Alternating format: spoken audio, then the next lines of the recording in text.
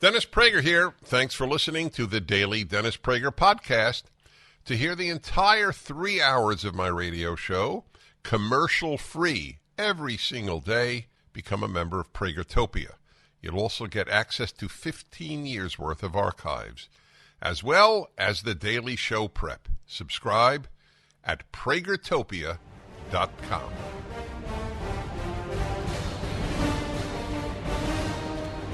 The last words uttered by Sean McConnell were "Have a good show." He's still alive, but they are the last words that you had said it up until that moment. It is a bit morbid, I agree with you. Hello, everybody. I'm Dennis Prager.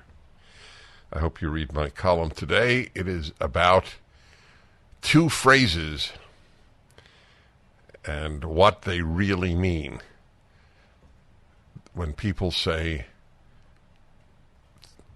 some variation on the theme, Palestinian children are precious and Israeli children are precious. What does that mean, since we all acknowledge that? So what is the person actually saying? And the other one is the famous cycle of violence. They are both related, and it is in my column at townhall.com or at dennisprager.com.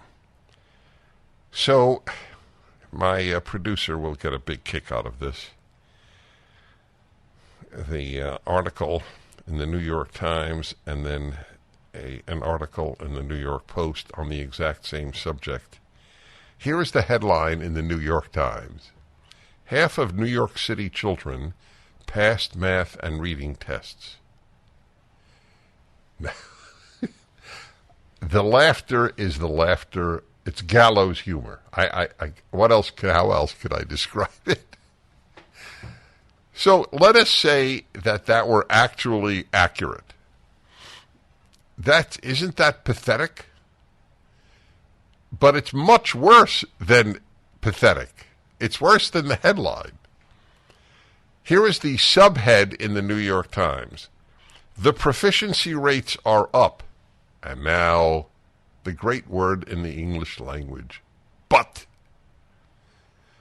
the state's annual exams were overhauled. Get that? Overhauled? So the results can't really be compared with those from last year. So it's a phony headline. It's not the New York Times' fault. What they did is they redid the test so that more kids would pass. And it's still only half.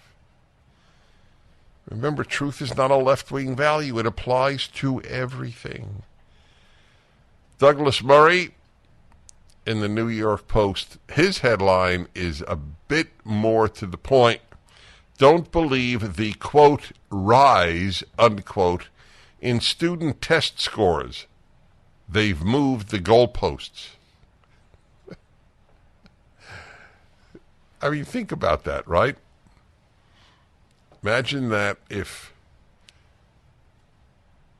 Team X has best year ever in field goal kicking, but then you will learn that they have moved the goalposts 10 yards closer to the end zone, or even out of the end zone. Which would be tough because it would interfere with the play. I smell a rat. That's how it begins. And not one of the ones you see on many streets on a lovely New York evening. I mean the announcement by officials that proficiency rates in math and reading in New York City schools have gone up. City officials celebrated the news. They did? They celebrated the news knowing it was a phony score?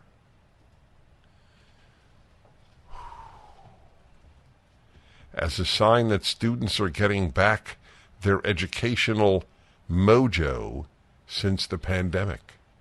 The chancellor of the New York City Department of Education even welcomed the news as extremely encouraging.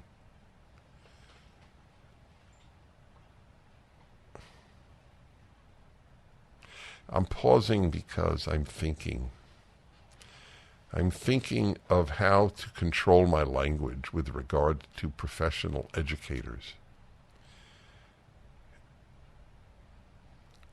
My theory has been since I was in graduate school that if you get a degree, a graduate degree in education, the one thing you definitely don't know how to do is educate. There are just a few problems with this, writes Douglas Murray. The first is that the figures are a crock from the get-go. You can't test exam rates at this point of the year, something that the officials in question know very well. I would guess that they also know that the data will only be able to be gone over by experts when they are released in December. That is after the local elections, which might strike a cynic as highly convenient. Of course, education officials are rightly embarrassed by last year's test scores because of those results. Because those results showed a sharp fall-off of student overall performance. In 2022, fewer than 38% of 3rd to 8th graders were proficient in math. So a drop less than 1 out of 3. That is compared with 46% before the pandemic. I got to tell Douglas and all my friends, never write before the pandemic, before the lockdowns. The pandemic is irrelevant. The lockdowns caused the shattering of school attendance and proficiency. Those aren't the sort of figures that officials like to see. People, especially parents, might notice. So what did they do? They moved the goalposts. State education officials actually admitted after last year's results that they were planning to adopt new standards in testing across grades. And if you think that these new standards are better standards and not simply aimed at making the tests easier and results better, then I might suggest a Nigerian gold mine for you to invest in. And even if you believe those claims, just look at what officials are actually celebrating. Anyway, that's what they did. They changed the tests. Why do New York voters keep allowing the wool to be pulled over our eyes so blatantly and so ineptly? That's right. That's been my question all of my life.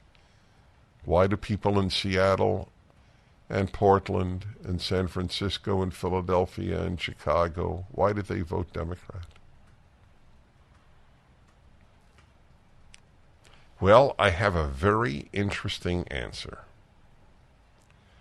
You will all find this fascinating. Even my producer will. So there was an article. I have an answer that is completely from completely unrelated subject. The elections in Poland. How do you like that? But even you won't know what I'm coming up with as an answer. So the New York Times writes, they're thrilled at the New York Times because the conservative, if you will, Trump-like president has lost the latest election. I was just in Poland and saw these huge demonstrations against the government because they didn't like the fact that the government, for example, had contempt for the European Union in Brussels telling Poland what to do. Poland begins to look beyond the vote to unwinding an illiberal democracy. That is the headline, that the conservative government was an illiberal democracy. So here's a paragraph from the article about the Polish election. The big question now, however, is not only whether the opposition can form a government, that is the more to the left parties, but if it does manage to take power, can it actually wield it in a system where public broadcasting, the Constitutional Court, the judiciary in general, the central bank, the National Prosecutor's Office, and other branches of state have been packed with right-wing, that is Law and Justice Party, loyalists, who in many cases cannot be easily dislodged? This is the most important question. Wow. Would they ask that question about America? Where, except for the judiciary, you would have the exact same thing? The media and the schools and everything else is controlled by the illiberal democracy called the Democrats?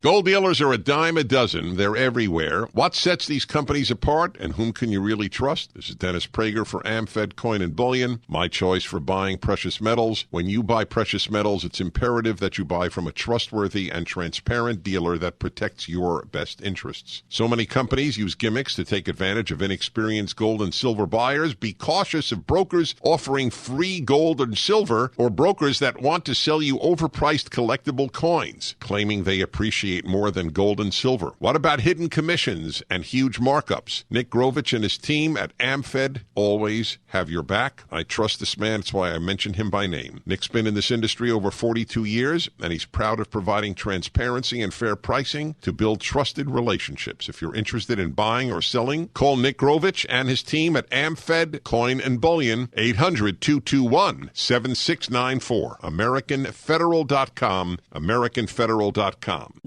Whenever I'm down. So here is a related story to the grade inflation, the phony statistics about math and reading proficiency in New York City schools. They changed the exam. So here is a piece. When did it come out? Let's see. October 4th. So exactly the same time. In the New York Times, teachers can't hold students accountable. It's making the job miserable. My dear listener, did I not read to you yesterday that Governor Newsom, one of the most destructive governors in the history of America, has signed a bill whereby you basically cannot throw out of class or punish otherwise a disruptive student. They gave examples in the article. Where was that article from? Was that the LA Times? Was that the New York Times? Anyway, they gave an example of a student, in one case a girl, who hummed during class. So during class, you would basically have something like,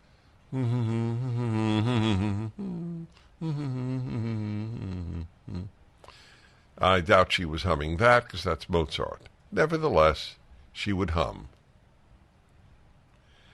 Now, let us say, even on an airplane, certainly before it took off, if the person next to you were humming, it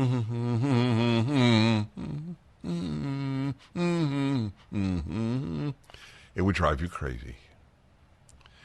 So now that girl had been told to leave class. She wouldn't stop. And her reasoning was she had ADHD and humming calmed her. And so, of course, the ACLU, which is as related to civil liberties as I am to marathon running, decided to take up her case. Then there was another example given in the article of a boy who sat in class who would drum. Yes, and I gave an example yesterday.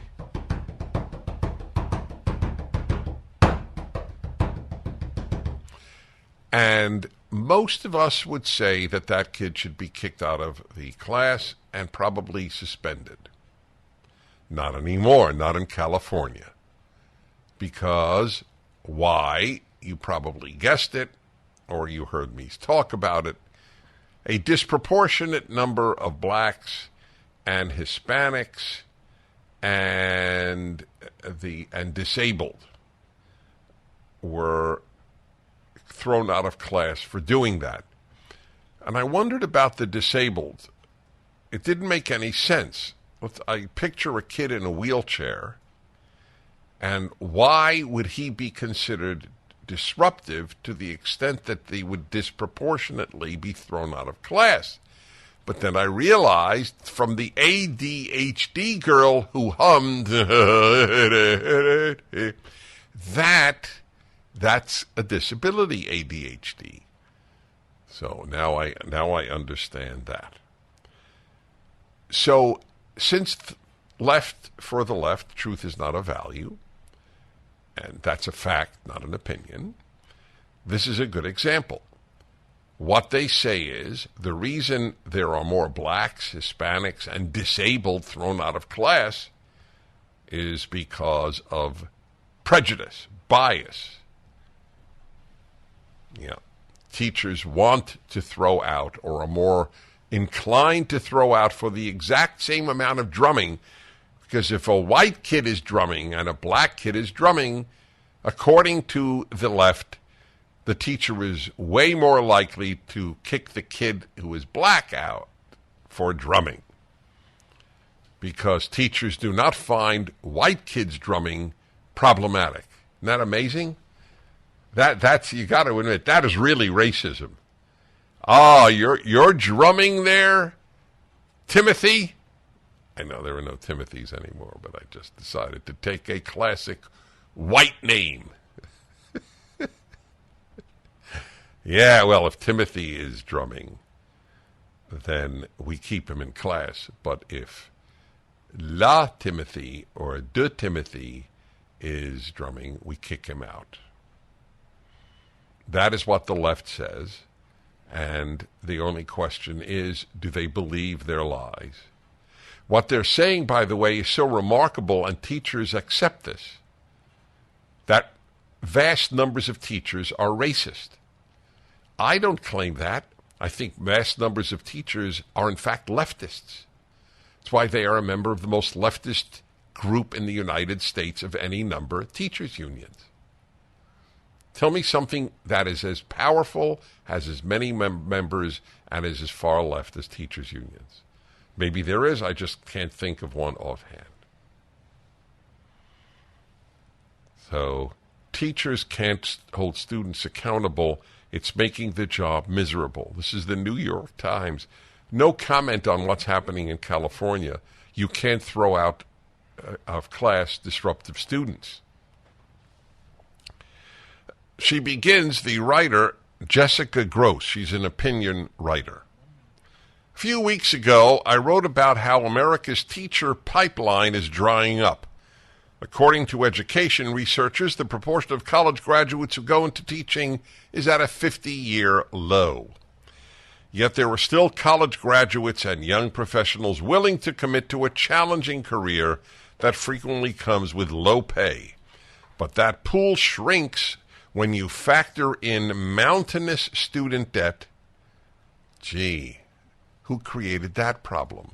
Left-wing universities and the government. Declining respect for teachers. Oh, really? What did I say for all of my career? When students were no longer permitted to pray for teachers. Within a generation, they started cursing them. Back in a moment. When the government used emergency edicts during COVID to restrict the gathering and worship of churches, 3 pastors facing the risk of imprisonment, unlimited fines, and their own churches being ripped apart took a courageous stand and reopened their doors in the face of a world that chose to comply. The Essential Church is a feature-length documentary that explores the struggle between the church and government throughout history. This fascinating story uncovers those who've sacrificed their lives throughout history for what they truly believe in. We discover why the church is essential and how we prove that this stand remains true from a scientific, legal, and most importantly, biblical perspective. This is not your typical movie.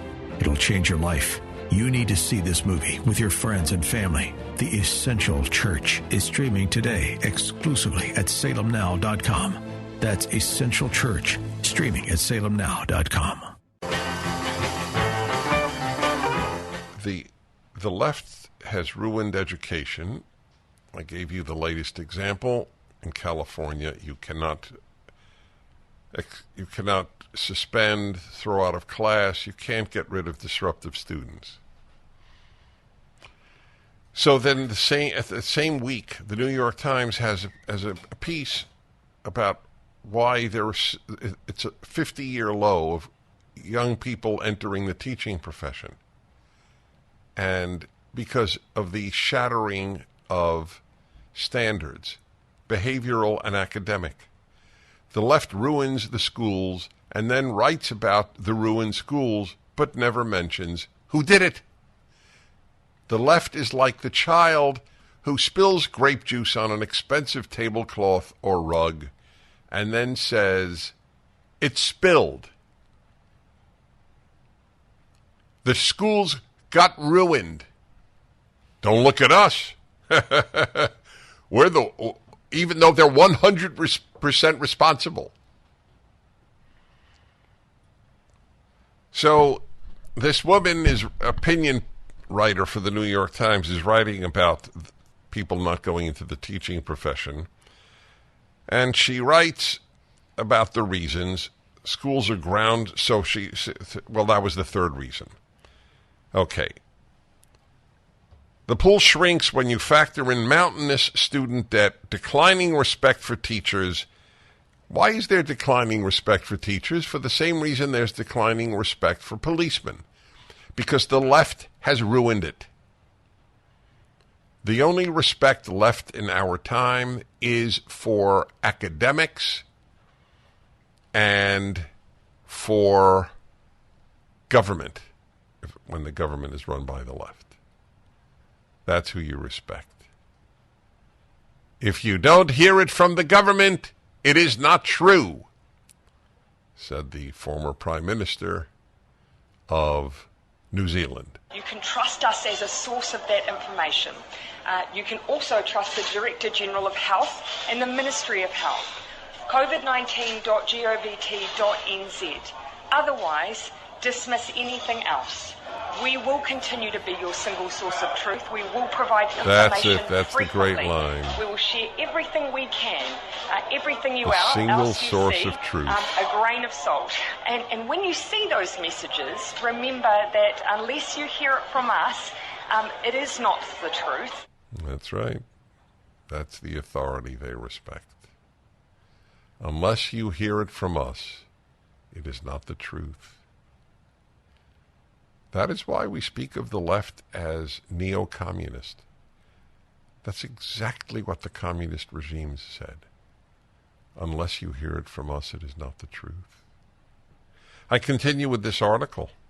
I included a questionnaire at the end of that newsletter asking teachers and parents what they think has changed about teaching and the perception of the job in their communities. I mostly heard back from teachers, and one of their consistent themes was that they felt they could no longer hold students accountable academically or behaviorally. That is 100% caused by the left.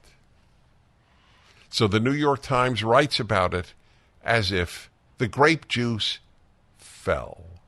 It spilled. We didn't do it. As they're doing it.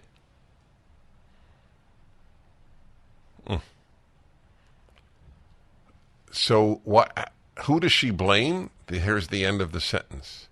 Because of pressure from snowplow parents and bad district policies. Whoa, bad district policies. Well, doesn't that mean the educational district?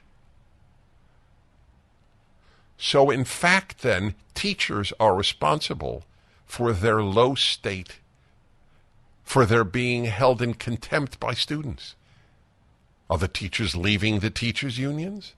Are they rebelling against, like in my city, the LAUSD, the Los Angeles Unified School Department? School District.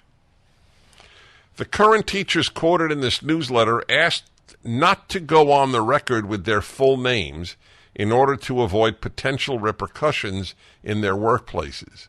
How's that? Is that because right-wing teachers will persecute them, or left-wing teachers and principals? Tell me, dear listener, even if you're a leftist. If they go on record saying why their authority has been so reduced, who exactly will there be repercussions from? The left or the right? More to come. This damning article in the New York Times. The left has ruined our schools.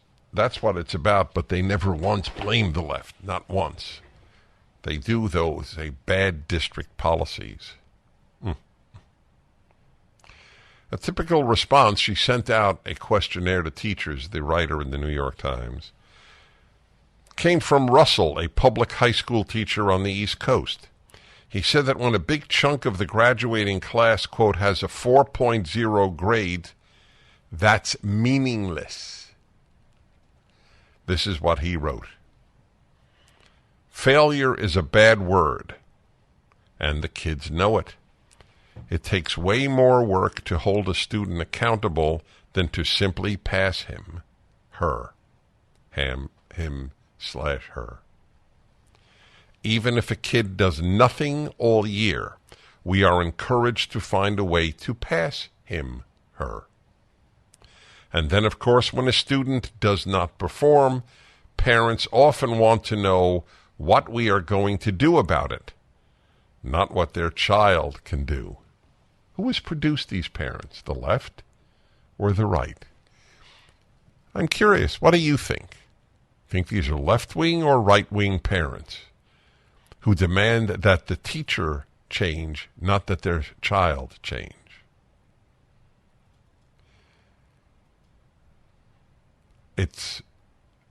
My producer frequently will say to me, you think they put two and two together?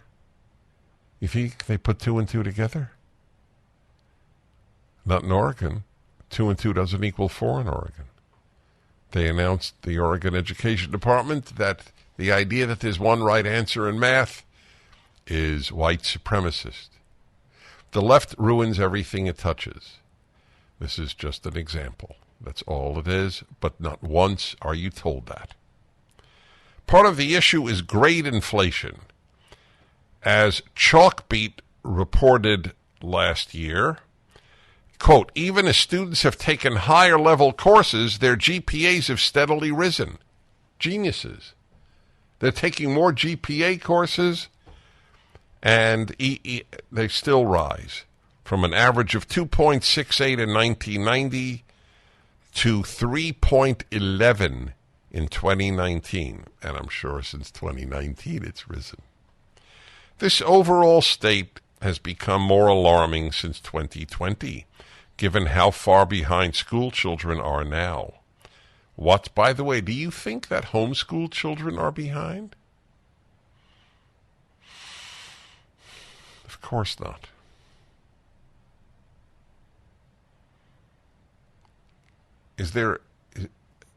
Are there rational reasons to keep your child in most American schools? What's not helping? The policies many school districts are adopting that make it nearly impossible for low-performing students to fail. Who run these school districts? There's no hint in the New York Times. Is there a school district in the United States that is run by conservatives? If there is, it is probably a very small, probably rural school district. they make it nearly impossible for low-performing students to fail. They have a grading floor under them. They know it, and that allows them to game the system. This is New York Times report. Several teachers whom I spoke with or who responded to my questionnaire mentioned policies stating that students cannot get lower than a 50%. I think from State of Play and 50% is she might be British, this writer. Because we don't say get a 50%, right? Get 50. I'm just explaining, that's all. On any assignment. You cannot get lower than a 50. You got to hear what qualifies you for a 50. Even if the work was never done, you get a 50 when you handed in nothing. Well, that's how they would like all of life to work, because then nobody can fail. This is the feminization of the culture, because we want to nurture kids that are failing. We don't want to lift them. We want to nurture them.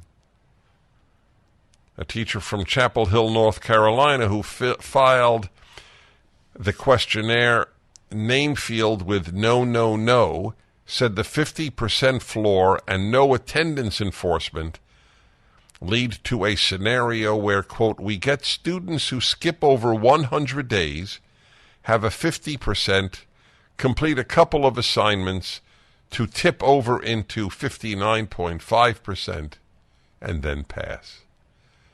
They've cut classes, we used to put it 100 days, and they pass. When I followed up with Russell, the high school teacher, over the phone, he said of his students, even if they plagiarize or cheat on something, it's still a 50%. Yeah. If they get 2 out of 10 on a quiz, that's automatically bumped up to a 5 out of 10. Are you aware of all of this? It's automatically bumped. You get 2 right out of 10.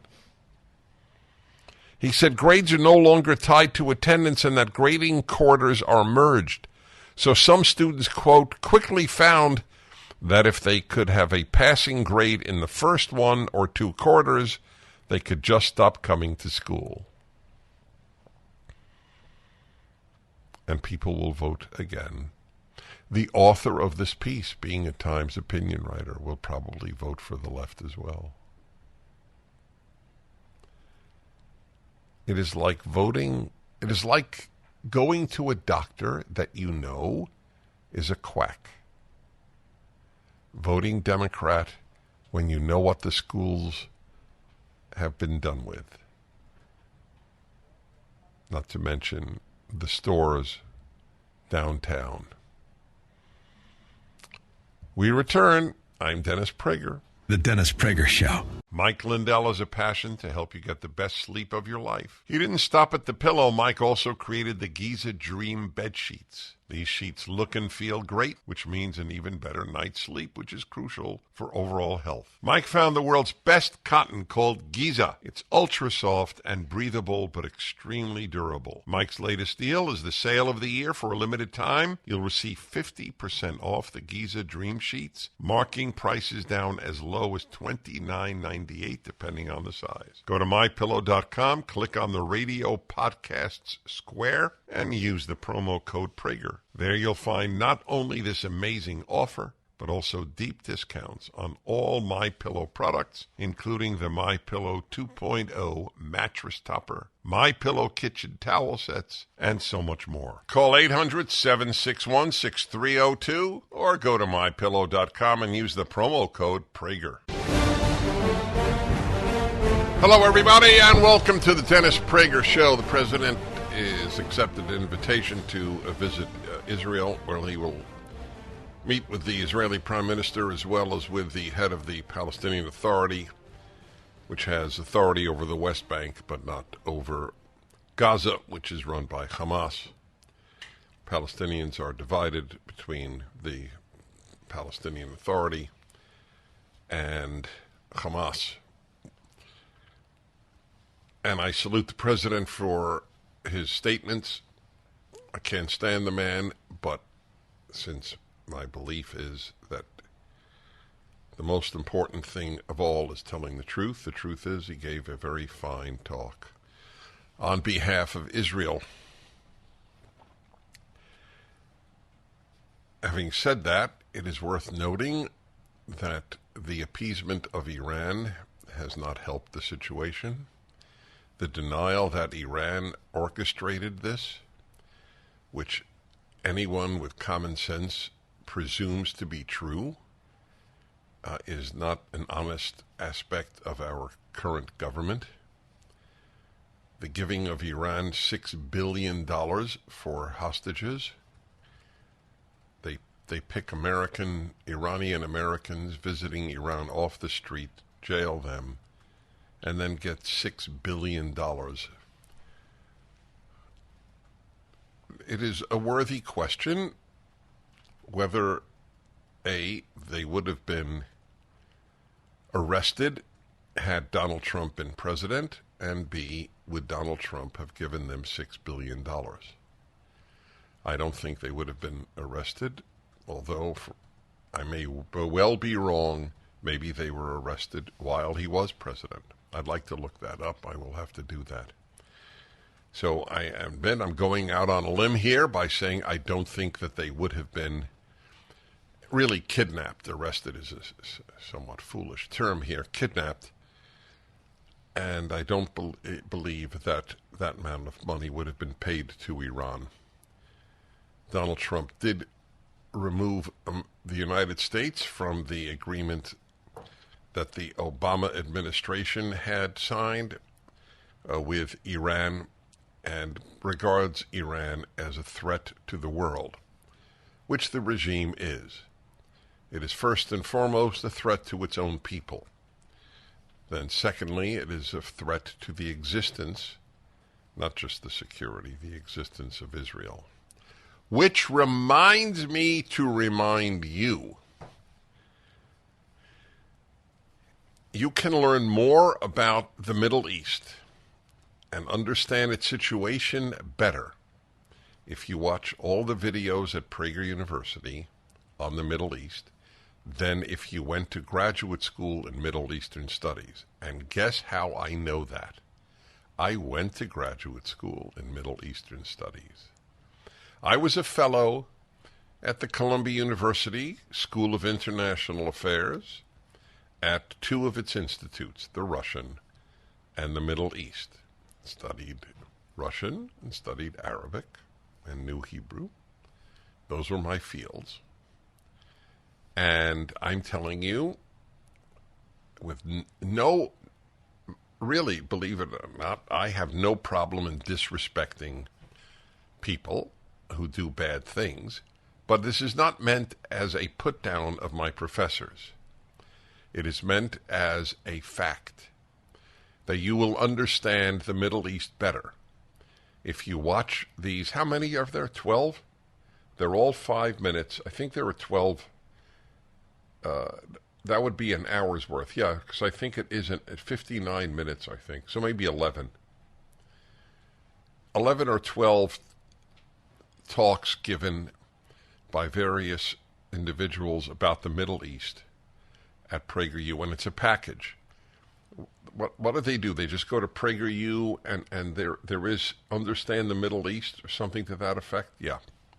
I'm telling you, a very prominent doctor wrote to me that she watched these videos. She truly believes she understands what's happening in the Middle East. And you would. As I reported yesterday, the Israeli embassy in Seoul, Korea, put out one of our videos. The one by Richard Kemp, a brigadier general, the head of British forces in Afghanistan. And the Israeli army is the most moral army in the world.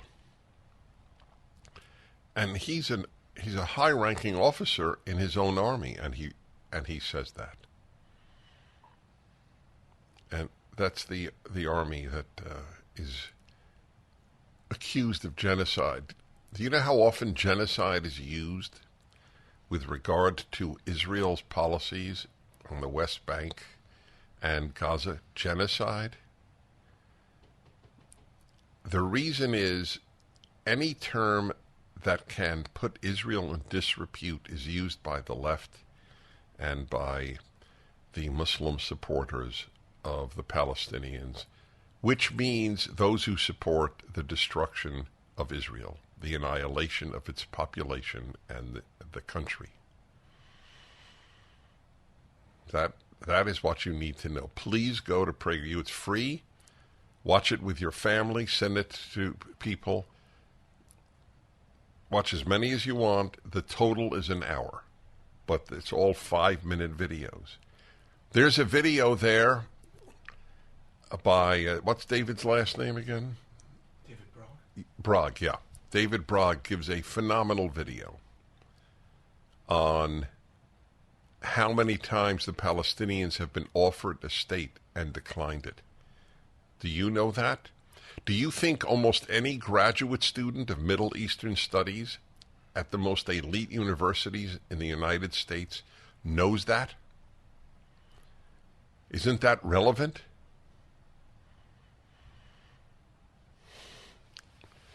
Instead, this is the stuff you get at university. Here is, what is it, Cornell professor? Is that right? Yeah. This is a professor at Cornell University speaking to a mob just this week. And if you can't hear him clearly, I will see the subtitles. If you're watching my show on the Salem News Channel, then you will see it. But I will repeat some of the words as the subtitles come up. Here is a professor. What is he? Of history, I think it is. Take a look at what the subject is.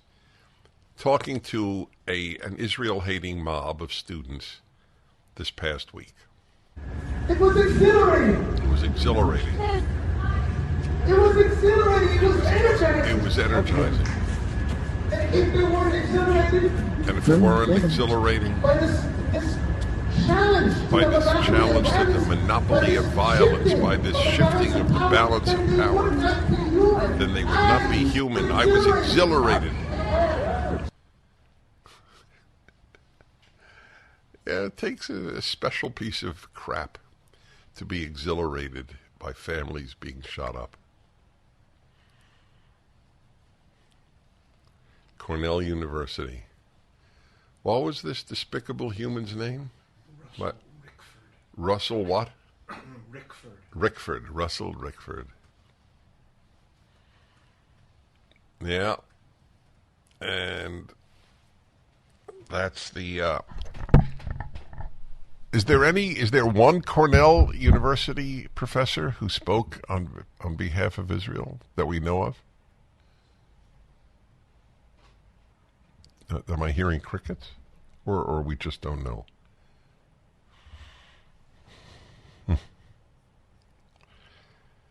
According to the Washington Post, Democrats' unity starts cracking on Israel-Gaza conflict.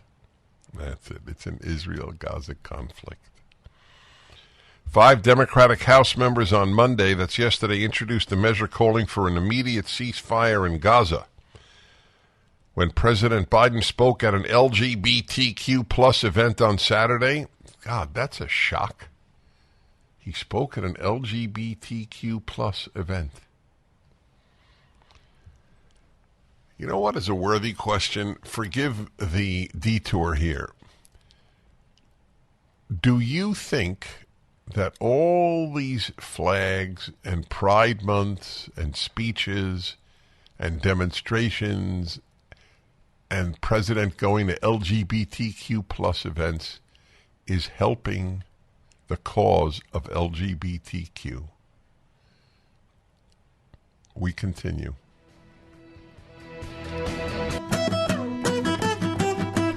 So I learned that the professor who announced to a crowd at Cornell I was right. He was a professor of history, and he's exhilarated by what Hamas did. He's an immigrant from Guyana, specializes in what? What were the subjects that you told me? Various black history issues. I suspect, I would bet a serious amount. Black radical tradition. The black radical tradition. Mm-hmm. Isn't it amazing, these people who come here and hate us? There's no question he hates America. I don't know if he hates America as much as he hates Israel. But there's no doubt that he does. Like Ilhan Omar. You'd think she would spend her life in gratitude. Instead, she has contempt for the country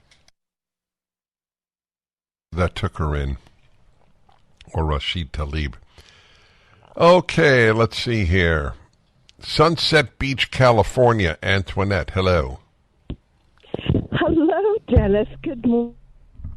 Good day. Hi. We're having trouble with your phone. Oh, can you hear me? Hold on. Let me change. Sorry. Okay. Yeah, that's better. Okay, here we go. Yeah. Now can you hear me? Yes. Okay, sorry about that. This past Sunday, it was an amazing, it would take your breath away, and you'd be very proud of the Americans that are in support of Israel. Our pastor, Pastor Joe Pettick, at the Calvary Chapel of the Harbor. And we're in Huntington Beach, Sunset Beach, right at the border, our church. And he had the Israeli flag on the big screen there at our church, on all the screens. And just everybody was just very quiet. But they played your video. Which one? And wow. The one about the land and how you guys offered, how the Israelis offered it to the people there at Gaza to let's get this straightened out. And this is what we offered. But then they showed, if you put down your arms, all those Arab countries all around you guys who would try to assassinate and kill you. But you guys offered to give that land and let's have peace. And what's so heartbreaking is that, I'm sorry, the Hamas, those people, they're not people, they're animals. They're evil. And it was breathtaking. Everybody, we are praying for Israel. We support 100% Israel. And now we understand. It just made it so clear. And I thank you from the bottom of our hearts. Well, please thank the pastor from the bottom of my heart. There was an article in the New York Times, I believe, about how the greatest support is coming from evangelical churches. So I remind people that in the religious secular conflict that exists in the United States, with the total understanding that there are some religious people on the left and some secular, more than some, on the right, nevertheless, as I often point out, the further away from religion you get, the more hatred of America and Israel, and the more likely you are to say men give birth. So even if you're an atheist, you have to ask yourself, gee, why is nearly every destructive idea held in the secular world in America, but not the religious world? It's a very important question. If you care about society, then you need to ask yourself, why is there a monopoly on destructive and stupid ideas in the secular world? Why is there no wise secular institution? Name one. Yale? Stanford? University of Illinois? Name one. The great line, when people stop believing in God, they don't believe in nothing, they believe in anything. We are living the truism that is. Let's see. Salinas, California, and Gene. Hello, Gene. Hi, thanks, Dennis, for taking my call. Mm-hmm. Back in 1948, out of a collective guilt. Society put the Jews down there in Israel.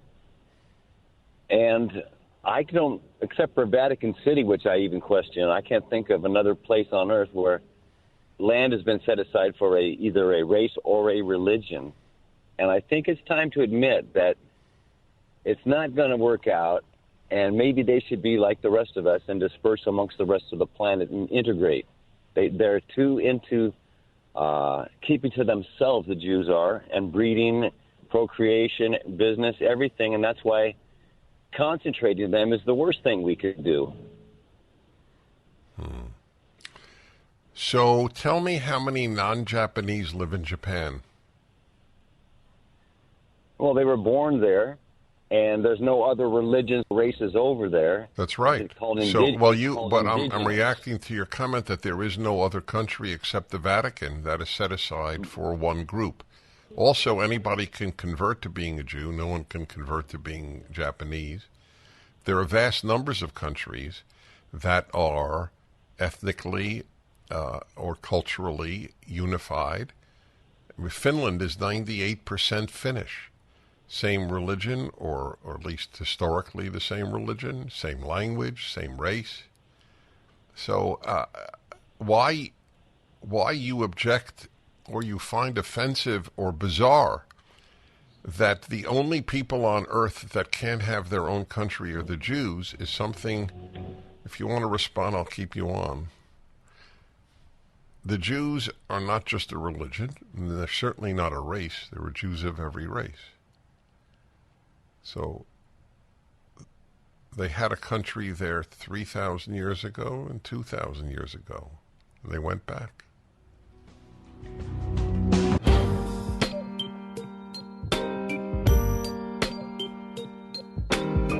I have an Israeli soldier on the line from Israel. If it doesn't work fully well, then we will have him call in by phone, but you can watch my show and see him. I'm not giving his last name for security reasons. We'll just call him Ben, which is his first name. So, Ben, thank you for taking the time. I know this was cleared with your superiors in the Army to go on national American radio. So, you are located right near the Gaza border, is that correct? Yes, that's correct. In one of the kibbutzim that was brutally massacred on Saturday, October 7th. When did you arrive there? I'm now in my second community, but all of last week I arrived in Kfar Aza about 48 hours after the attack, after arriving to base first and reporting to the reserves. So to the extent that you are allowed, and I hope you are allowed fully, because people need to know what happened. I don't believe in sparing the sensibilities of people when evil takes place. Can you tell us what you actually saw? Yes, of course. When we first arrived to the kibbutz, I say fortunate. Nothing about the situation is fortunate, but for just say what we saw, we didn't see any of the dead Israeli citizens lying around the kibbutz that were butchered in their homes and in the streets around. We saw they were already in body bags, and when we arrived, they were being loaded onto massive cooler trucks to be taken to the coroner. And it took about an hour and a half of loading dead bodies onto these trucks. You can just kind of imagine an hour and a half of loading bodies onto trucks. That's a large number of body bags. In between each one, we said the mourner's prayer, the mourner's Kaddish. And then the next morning when we woke up, we started to walk around the kibbutz and see the scenes in daylight. And puddles of blood in children, babies' bed, teddy bears covered in blood that give you the scene of children holding their teddy bear while they were shot down. Families who were hiding in their bomb shelters with 12-inch knives next to them as their last line of defense if the Hamas terrorists were to break in. And you also see the cars who tried to escape that have damage from RPG hits to the back of their cars as they had no chance to escape whatsoever. And you also see, some of the heroism that you saw from the day of people who put their families into bomb shelters, and then they left their family in the bomb shelter to go out and try and fight and defend their community. And they were gunned down in the streets as well. So these are just some of the sights that we saw. Houses burned down, families burned alive in their homes. This is just some of the things that we saw. At the risk of really entering the darkest of realms, I read that people were burned alive. How is it that we know that they were alive when they were burned rather than they had already been killed? So the Hamas terrorists actually filmed everything that they were doing. Whether they had a GoPro on their head, and then it was recovered after once the terrorist was eliminated, and we could recover the GoPro footage. Also, they had SLR cameras, Sony and Canon, big cameras with them. That many of them came in alongside armed militants and armed terrorists, and it was their job specifically to film exactly what they were doing. So that's how we know that they were burned alive. So they were proud of that. Extremely. They were extremely proud of it. It was written in their orders as well. Among the 14, 15-page documents that we recovered off of the Hamas bodies, as well as in their trucks, because their trucks, they broke through the border and drove in with their cars. So the documents that we found off of the cars detailed explicitly their goals of reaching civilian areas specifically, of avoiding IDF bases and getting to the civilian communities, as well as on every single Hamas terrorist is a small piece of paper that is written with their main goal of hunt and kill everything that lives, including pets, like babies, toddlers, children, women, elderly, and the men as well.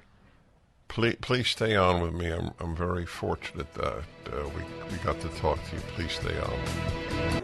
Somebody help me feel all right tonight.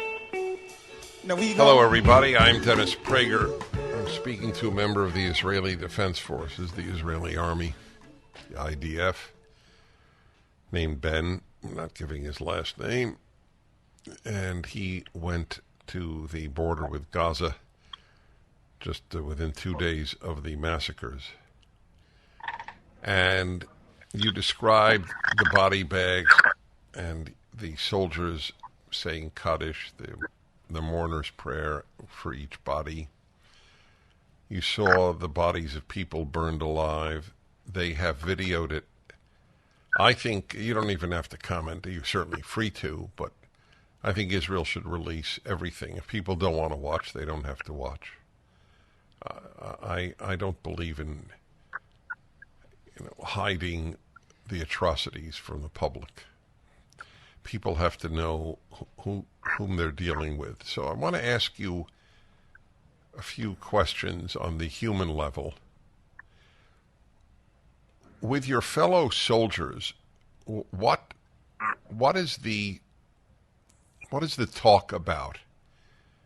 Is it about good and evil? Is it about how could this happen? What makes such people? Or do you prefer to talk about other things? What do you soldiers talk about amongst yourselves?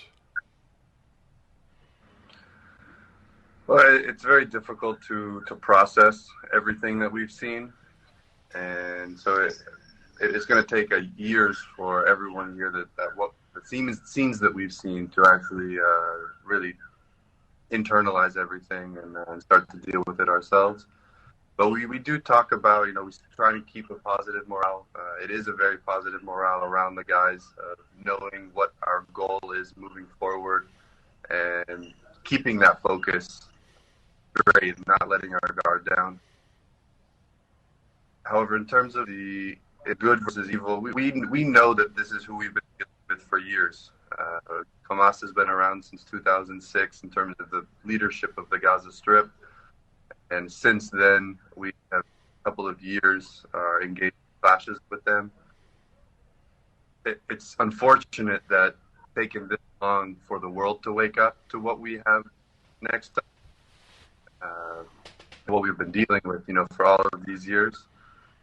For all of us, it's not even a talk of revenge and to get revenge against them. It's just a talk of we're done with this. We're sick and tired. This events that took place are so awful and so brutal, and just the savagery that took place on Saturday, October 7th.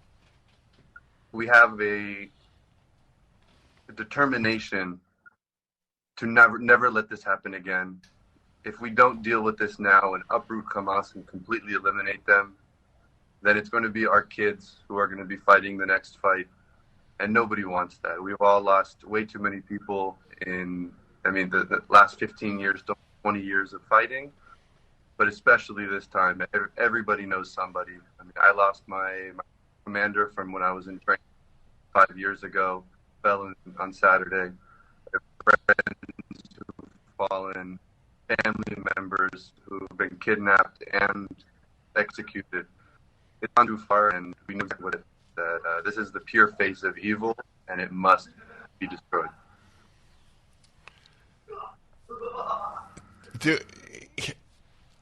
This is tough. It's not emotionally tough. It's intellectually tough for me to ask this question, and that is there any talk about the even larger question, why do people hate us so much? Is there a realization that the hatred of Jews / Israelis is a unique hatred, or is there no reflection on that fact?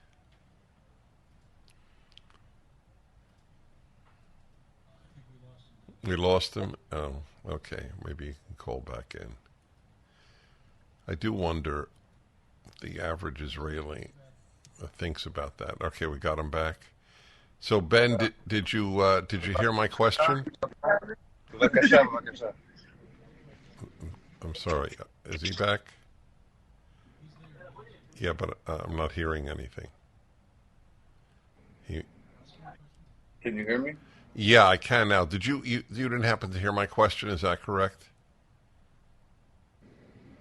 If you could repeat it, that would be great. Yeah. So I was just wondering, is there any reflection on the uniqueness of Jew hatred and Israel hatred amongst those of you in the Army, or is it not an addressed question? It comes up every so often. It does. The anti-Semitism, the rise of anti-Semitism, it's something that even beyond just in the Army, that in Israeli civilization and Israeli day-to-day life, it is spoken about. It's something that we acknowledge. We acknowledge that it is out there. It's rising every day around the world. And when things like this happen, and we see what's going on in the world now, that there is not only defending of Hamas going around, but support of Hamas. And that's honestly one of the saddest parts about this whole situation, that even when, after seeing what we see here at the kibbutzim, seeing the barbarism that took place and is taking place, for years, but kind of concluded with Saturday, it's sad to see the world reaction and how, and I know that they're a minority. It's a minority of people who are supporting and defending Hamas, but they are the loudest ones right now.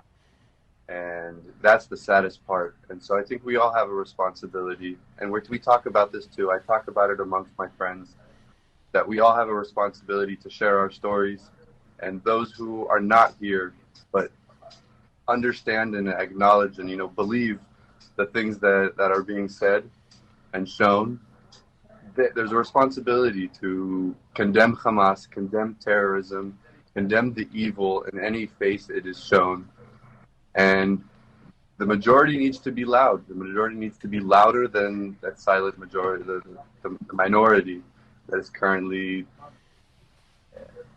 taking control of all of the media and the college campuses. It's awful to see, but we do talk about it. Mm. Well, I hope to stay in touch with you, and may God watch over you in these coming days and weeks. Ben, your credit to Israel and to the Jewish people. Thank you for coming on. Thank you so much for having me, Dennis. So there you are. There's your Israeli imperialist. Is that not obvious, right? That come through? His imperialistic and colonialistic and genocidal character. I laugh because the only choice is to cry. The world of the lie, the apartheid state, genocide, occupation, like Israel has a choice.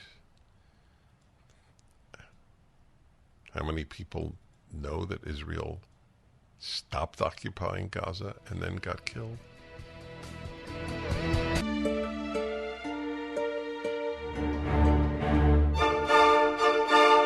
Hi, everybody. It's the Ultimate Issues Hour on the Dennis Prager Show, the third hour every Tuesday. Given the Middle East in the news, decided to address a subject today that isn't exactly Middle East related, but it is Middle East related. I mean, it's not well, it might be actually. But that's what is provoking me to choose the subject. The subject is the Jews as the chosen people. An idea that has been part of Judaism since Abraham.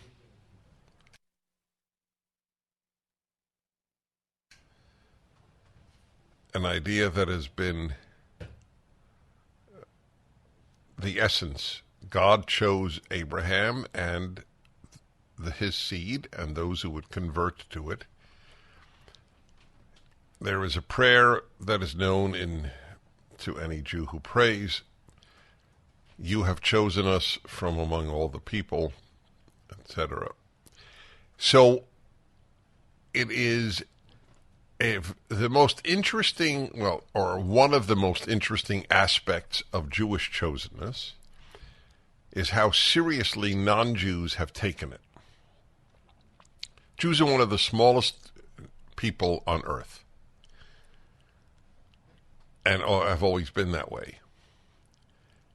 So you would think that if people in one of the tiniest groups in the world said that God had chosen them, they would either be ignored or even ridiculed. I mean, if somebody walked over to you on the street and said, "No, I just want you to know God chose me," you would walk away. You would think you met a nut, or if you're really kind, you might give the person the name of a therapist to see. But the Jews were not told to see therapists. They were not walked away from. The fact is that vast numbers of non-Jews believed in chosenness, Jewish chosenness. The founders of the United States believed in it, and they said that Lincoln said, "We are the second chosen people." You know that quote from Lincoln? It's really remarkable. The founders and Lincoln, they all believed that the Jews were chosen, including those who were not doctrinally Christian, like Franklin and Jefferson. But there was a belief that the Jews were chosen. John Adams wrote, who, by the way, studied Hebrew. In fact, you couldn't get a degree from Harvard till 1800 if you did not study Hebrew. God, is Harvard sunk. It was a better Harvard in 1800.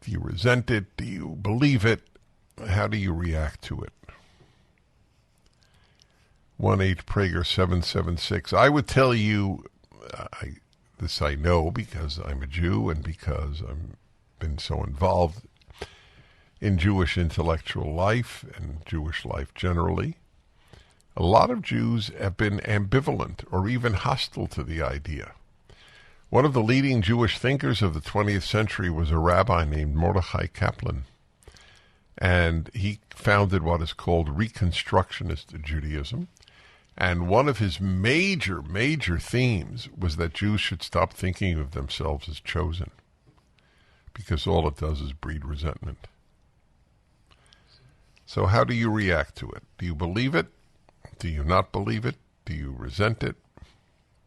Do you believe other groups have now taken over the term chosen and replaced the Jews? There is a replacement theology in parts of Christianity.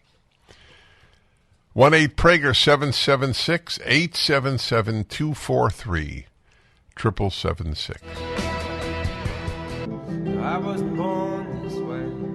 I've been living a lie. So when he brought Dennis Prager here, Ultimate Issues Hour. Jewish chosenness. It's a big part of the hatred of Jews. It's in my chapter on that in my book, Explaining Jew Hatred, Why the Jews. And that's been part of it. So often I have noted that many nations believe that they're special. Some even believe they're better. The Jews was not a better issue. The Bible goes out of its way to say that the Jews are not better, but that they are chosen. But, for example, the Chinese believe that they are, or traditionally, they're the center of the world. China in Chinese is middle kingdom, middle of the world kingdom. The Japanese have a sun on their flag because they're the land of the rising sun.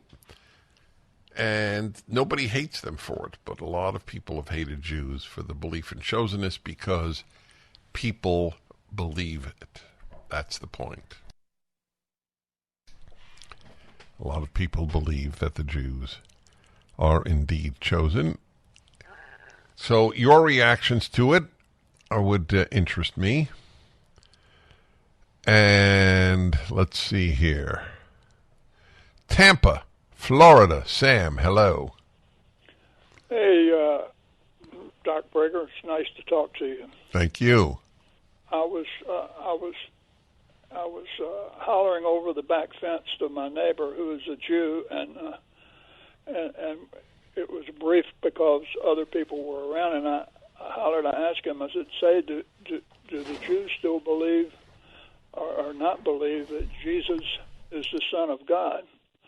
And he said, "Yes, some of us do, and that's why I just recently changed my belief to include that." And you started talking about why they were chosen people, and you hit exactly what my first question was going to be. And second part of it was Jesus being crucified, and they refused to accept him as the Son of God. The Jews did, as I understand it, and they really took a beating for quite a while for that. And I think about the same thing you were thinking about when you were talking to the soldier, the Jewish soldier in Israel, was that very question, and it could be. I mean, it's easy to judge, and I know we shouldn't do that, but it could be a part of backsliding over there too. You know, kind of like, I mean, not that bad, but like Sodom and Gomorrah type behavior that would cause the wrath to come down on them. Well, okay, so these are questions that transcend the chosen one. So, but I will nevertheless address it. When people commit horrific acts against other people, essentially decent people, there's no part of my theology that says God sent them. If a family is killed by a drunk driver, I don't believe God sent the drunk driver. Some people do, by the way. I rarely debate theology, but it is not my theology. I do believe that we have in the Middle East as close to a good-evil divide as we did since the Cold War. Soviet Union was evil. The United States was good. Does that mean every American was good?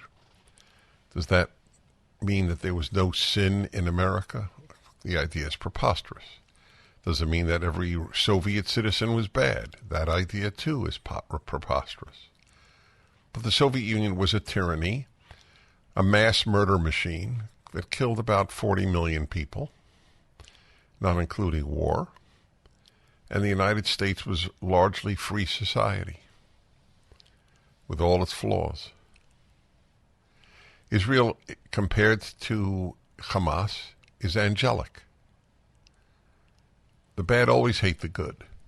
It's just the way that's a law of life. The bad hate the good. So that's what I think is a factor there. Okay, let's see. Dallas, Texas, and Don, hello. Hey, Dennis, how you doing? Great, thank you. Yeah, I absolutely agree with you. So my take on this is that God chose Abram and the Jewish people to basically show the world what his original intent for mankind was. It goes all the way back to the Garden of Eden. This is how I created man to be. And so now, if you read through the entirety of the Tanakh, it's one long story of just saying this is the way it's supposed to be. I mean, even, all of the stuff with the temple and the tabernacle and stuff, it's very reminiscent of the Garden of Eden. And then I look at all the writings of Paul, who was probably one of the greatest educated Jews of his time. And, he talked about Messiah was just a continuation of that to allow all of the world to partake in Jewish. He said that we are now grafted into the olive tree, right, which is Israel. And so that's how I feel about it. Very good. I thank you. The irony that I have experienced in my life is that outside of Orthodox Jews, most Jews are uncomfortable or dismiss the idea of chosenness, and vast numbers of Christians do believe that the Jews were chosen.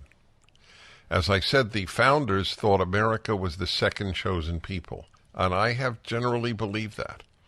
And America can abandon, can abandon those values, and it is, and only God knows what the repercussions. Well, it's not true, only God knows. You and I know, too.